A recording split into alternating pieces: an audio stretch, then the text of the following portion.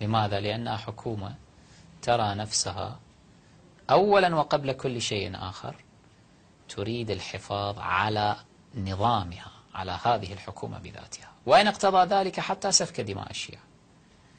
يشهد الله أنه أحد كبار قادة التيار الصدري في العراق زارني في مكتبي في لندن، المكتب القديم، واجتمع معي، وكان اثنين أيضا من الأخوة المؤمنين شاهدين على ذلك، يعني من الأخوة العاملين في المكتب، ونحن في جلسة، وصرح لي قال: نحن الصدريين مدعومون من إيران تمدنا بمال وسلاح، ولكننا اكتشفنا بمدينة الصدر ذات مرة واحد، هذا الحكي كان تقريبا سنة 2005 على ما أتذكر أو 2006،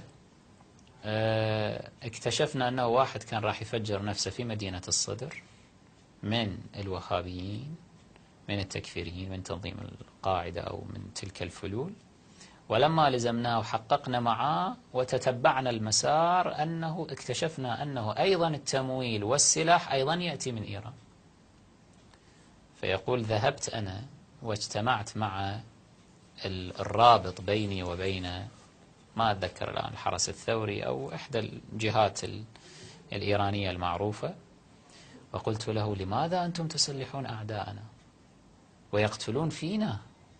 هكذا تصنعون؟ فيقول ضحك وبكل صراحة قال: ما مضمونه أنه الأمن القومي الإيراني يقتضي ذلك، أنه العراق يظل تظل فيه الحروب الداخلية مشتعلة حتى أمريكا تغرق في العراق ولا تلتفت إلى إيران. القضية هكذا، يعني هؤلاء دينهم السياسة ودينهم كرسيهم، فحكومة إيران لا اعتبار بها، حكومة مسلوبة الشرعية.